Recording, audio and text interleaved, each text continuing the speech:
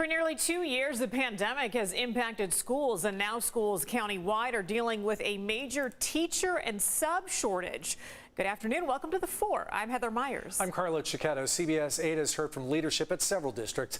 They say the situation's so dire that they've had to implement some big changes on some campuses in an effort to keep the schools open. News 8 Shannon Handy joins us live now from San Diego Unified with some of the details on this. And Shannon, of course, this is not what people want to hear this far into this pandemic. Certainly not, Heather and Carlo, but district leaders tell us, like many industries, they too have been hit very hard amidst this current Omicron surge. Now, at San Diego Unified alone, they're averaging between 1,500 and 2,000 staff absences every single day. That's out of a total of 14,000 total staff members, and they don't have enough subs to cover it all. So as a result, they've had to get creative. They've moved teachers around. They've combined classrooms, and in some cases, they're relying on other staff members to step in.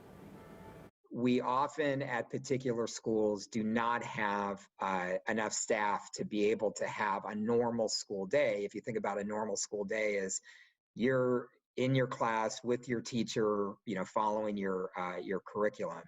So what parents have already experienced over the last couple of weeks and will continue to experience, hopefully for only the next couple of weeks, are these situations where you have substitutes coming in. You might have people, the principal at your school might be taking over for your classroom. Last night, San Diego Unified sent an email out to parents explaining all of this, saying in some cases, if classes are combined, they may move students outdoors during good weather or into large indoor spaces. Classwork could be done in a study hall type of environment, or instructional time may be replaced by, quote, self-paced activities. Now, this could go on for the next several weeks until this surge is over. If a principal has exhausted all options, they can declare a COVID impact day at a particular school, meaning school will be canceled. Poway Unified tells me they too are dealing with the same challenges. Last Friday, they had 257 teacher absences out of 2,000 total teachers. And over at Sweetwater Union, on average, about 25% of its teachers have been out daily since they returned from winter break on Tuesday. A student at Olympian High School in the Sweetwater district sent News 8 images of students crowded into an auditorium this week due to these issues. Here's what their spokesperson told me earlier today.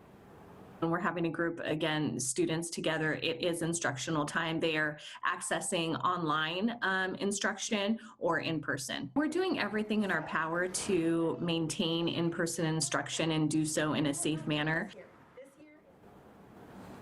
Now, despite what the Sweetwater district said, we have heard from some students who say when they are in that situation in a large auditorium, they are not getting much work done. Regardless, district leaders tell me none of this is ideal, but it's better than having to shut down schools. As you just said, Shannon, less than ideal, but they are keeping schools open. But things could get worse. Is there a possibility that some of these districts could go to online learning, completely online learning once again?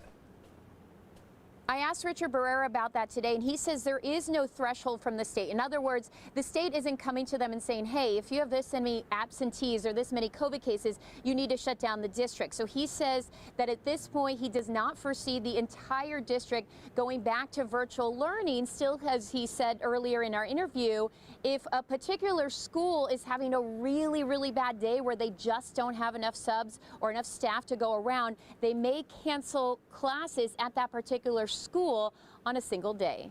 And just taking it day by day at this point. Shannon Handy reporting live from the Board of Education office. Shannon, thanks.